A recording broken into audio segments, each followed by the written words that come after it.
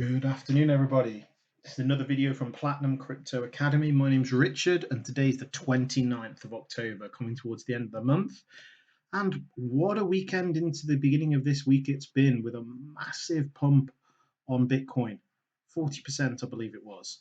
And today we're sitting at 9,419, 18, 85 bucks. Wow. Okay, so I released a video last week that discussed the manipulation that we've been seeing over the past 6 months. We've gone into discussions of how whales can easily buy contracts, sell Bitcoin, buy Bitcoin, and manipulate the price. But today, I want to talk about the technology war and who's going to win. If you haven't been keeping in touch with what's going on, we've had a major statement out of China. We've had a congressional meeting from the USA in regards to Libra. Things are heating up on both sides, and I wanted to explore this technology war and how it's going to impact the crypto market and what the benefits to traders and investors and where we can see some opportunity. So let's get stuck in. So the first thing I wanted to do was discuss really how the differences between China, their recent press release about how Xi Jinping is basically saying China are all gun ho behind blockchain. This article covers it. It's really interesting. Great take on it. Who was the writer? Let me have a look. Does it say? By Michael J. Casey. Really interesting piece. Love the content that he produces. And so, what is it all about, really? Well, China have been gearing up for this for quite some time, but there's never really been some official statement out of China.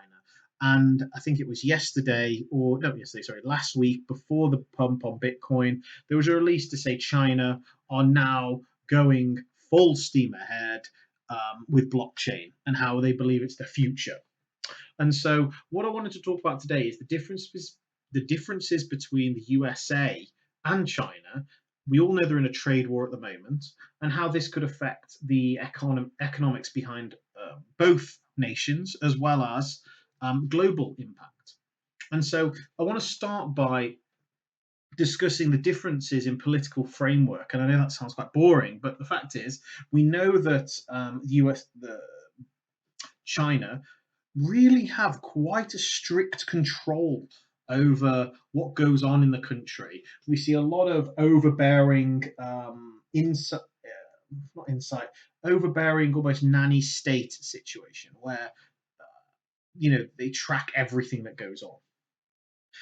That's part of their political framework. That's part of their country as it stands. And I believe that it's very strange how China is the one to come forward when USA historically have been, allowing their citizens to be innovative, coming up with new ideas, coming up with new technological advances. And I think that having a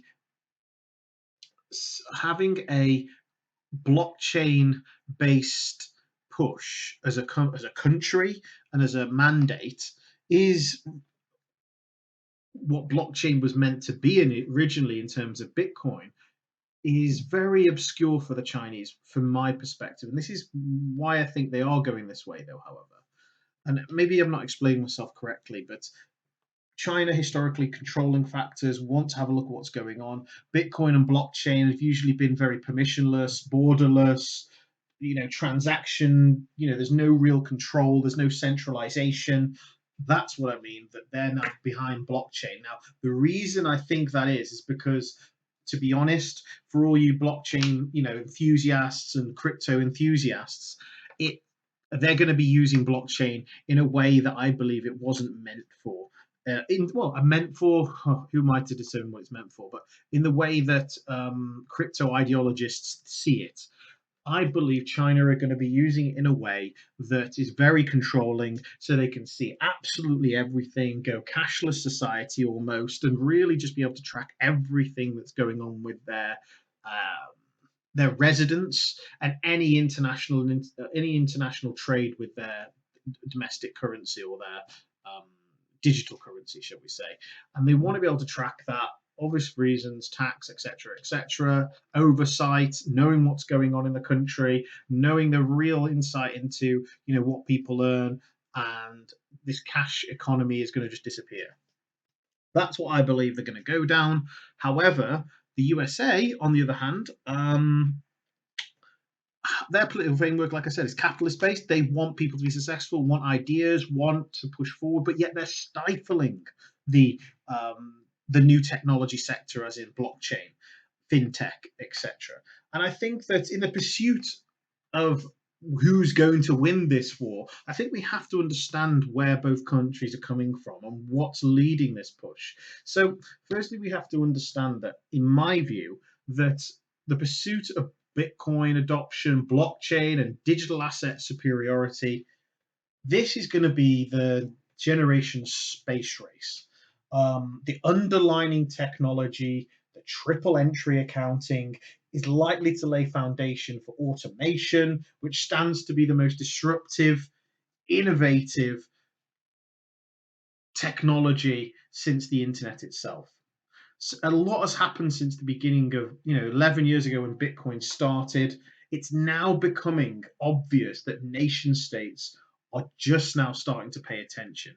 We've got things that are going on in America in terms of the Western cultures coming up with rules, regulations, what companies are using it, bad mouthing the situations. Whereas you've got on the other side of the world in Europe, you've got areas in Europe that are really behind. Cryptocurrency. You've got Russia; they seem to be really behind the cryptocurrency, and then you've got Asia, which are new statements. I'll get into that, what their stance is now, and you've got India, which are really stifling the sector. So the big economies of the world, it's becoming into the forefront, and who will be the global leader is what this video is going to be about, and where I see it going in the future, and what we can do to to benefit from that. Well, I'm going to just start talking really about how can I put it, how the countries, China versus USA. When China focus on something in terms of workforce, give credibility behind something, their workforce. There's been many reports that they're happy workforce. They work hard. They do 6, 7 day weeks. They work many different hours, and they're happy to do so. This is what the reports that I've seen.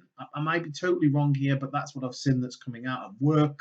And it's almost as if I've seen reports of what's it called, work happiness, um, studies where Asians are really happy in their work. They do long hours, but they're really engaged. They really believe in the company they work for, and they've got this really good work ethic.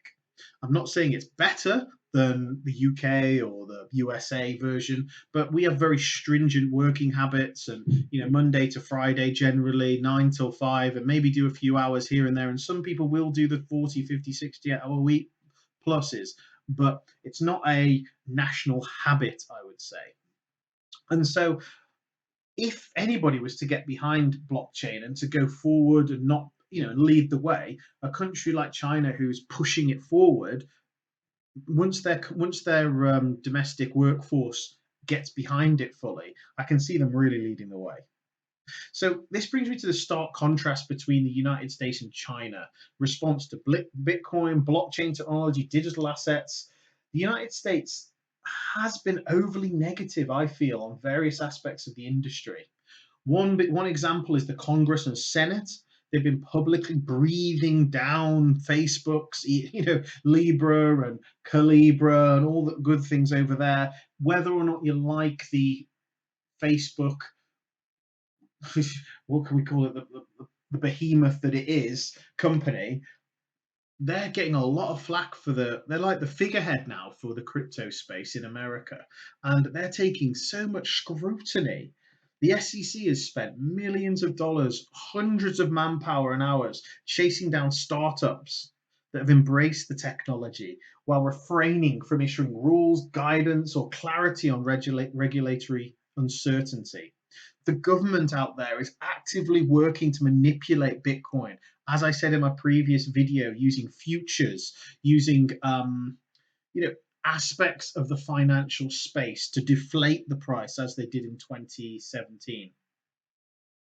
The IRS has provided recent clarification surrounding digital assets that maximizes tax revenue but drastically stifles and deters innovative market participation. You've got a president in America that's simply come out, black and white, Bitcoin is bad. At the heart of the issue here, though, we know it's the US dollar.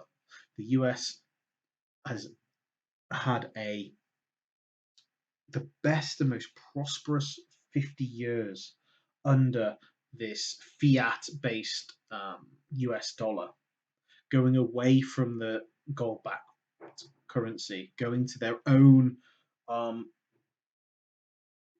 dollar, which is the global reserve currency. They're able to print money willy-nilly. They're able to weaponize the dollar against adversaries in the world by creating sanctions, trading bans, and everything that goes on with the current situation. Countries that are hit with these sanctions are absolutely negatively affected. And so they feel, the dollar is extremely powerful in the space. I feel that it's becoming less and less where alternatives are coming, but still, the US are always going to back what they've got and try and push that as much as they can. I believe they'll fall behind if they keep that mindset, but who am I to say? So, how is China comparing to this? So, China is not only going to embrace blockchain technology for a national digital currency. After President Xi Jinping's comments, there was a flood of announcements and information coming from China. Some of them included specific Chinese provinces. We know the major miners in terms of Bitcoin, openly discussing how they continue to remain attractive to Bitcoin and cryptocurrency miners. There's been a Chinese merchant bank announcing that they've invested in BitPi, the major wallet out there in China. More than 500 different companies through organizations within China are now actively using blockchain technology to push innovation. The National People's Congress of China passed a new cryptography law that makes it more acceptable to use cryptos for commercial use cases. All these things are really positive coming out of China. And so the stark contrast between the Chinese, the Americans, maybe the UK as well, maybe Europe having its, backward and forward blips of whether cryptos are good or bad.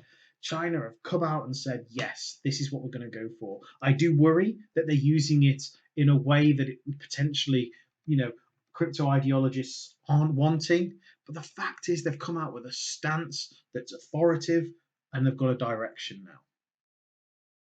One comment from Mark Zuckerberg during his congressional meeting was that he said that Chinese are going to be moving ahead of America.